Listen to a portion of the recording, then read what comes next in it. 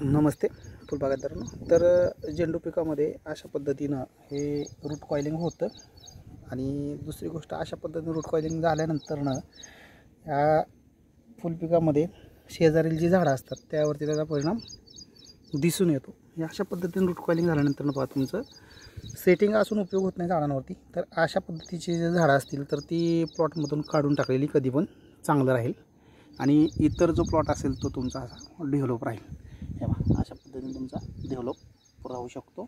अशा पद्धतीने हे जे फुलं आहेत आणि हे रूट कॉइलिंग झालेलं आहे. तर हे रूट कॉइलिंग हे ॲक्च्युली नर्सरी स्टेजमधूनच येत असते. तर आणि एक दुसरं लागवड करतानाचा त्यामध्ये एक इम्पॅक्ट दिसून येतो थोडासा. ह्या अशा पद्धतीचे जे रोप आहेत हे तुमच्याकडे जर आढळून येत असतील फुलशेतीमध्ये किंवा झेंडू पिकामध्ये तर ती काढून टाकलेली कधी पण चांगली असतात. आणि दुसरं हे बघा अशा पद्धतीने हे पावसामध्ये सेटिंग झालेली असते. नागाळीमुळे थोडासा करप्याचा अटॅक पण वाढतो पाऊस असल्यामुळे. तर अशा पद्धतीनं ही बाग किंवा डाळिंब पीक आहे 3 महिने कंप्लीट होऊन गेलेलं आहे. त्यामध्ये छाटणी पण चालू आहे. पलीकडे पाहिलं तर दिसेल तुम्हाला. आणि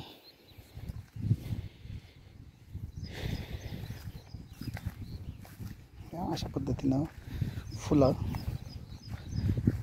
आहेत. कोंड्यांची साईज अशी मिळते पूर्णपणे अशा पद्धतीने फुलं या इतक्या पावसामध्ये सुद्धा अशा पद्धतीने फुलं हे झाडांमध्ये आहेत. आणि इकडल्या बाजूला जे कमी दिसते तिकडं तोडा झालेला आहे आणि इकडं तोडा होणं किंवा तोडणीचं काम हे सध्या चालू आहे. एकंदरीत फुल शेतीमध्ये ज्या समस्या येतात तर त्या झाडांची मर होणं, करपा येणं, नंतरनं फुलांमध्ये काळी पडणं, तर यावरती योग्य औषधं आणि योग्य ट्रीटमेंट ही महत्त्वपूर्ण असते. पाऊस झाल्यानंतरनं यामध्ये जे प्रॉब्लेम येतात तर ते प्रिव्हेंटिव्ह स्प्रे झाल्यानंतरनं येत नाही आहेत. तर हे महत्त्वाचं आहे. आणि अशा पद्धतीनं या ठिकाणी जे सुरुवातीला व्हिडिओमध्ये दाखवलेलं आहे पहा रूट कॉइलिंगमधली झाडं तुम्ही शक्यतो प्लॉटमधली काढून टाकावीत. हे महत्त्वाचं आहे. कारण इतर जे झाडं असणार आहेत तुमची प्लॉटमध्ये 5-10% किंवा 5-25 झाडं तुमच्या प्लॉटमध्ये निघू शकतात. तर ते काढून घ्या रूट कॉइलिंगची किंवा जे खराब झालेली आहेत बा सुरुवातीच्या व्हिडिओमध्ये दिलेलं आहे स्टार्टिंगला त्या पद्धतीची झाडं सिलेक्ट करून काढून घ्या. बाकी प्लॉट तुमचा व्यवस्थित मेंटेन राहू शकतो. आणि इतर काही शंका असतील किंवा समस्या येत असतील तर निश्चित संपर्क करू शकता. यूट्यूब चॅनलला सगळ्या डिटेल्स आहेत.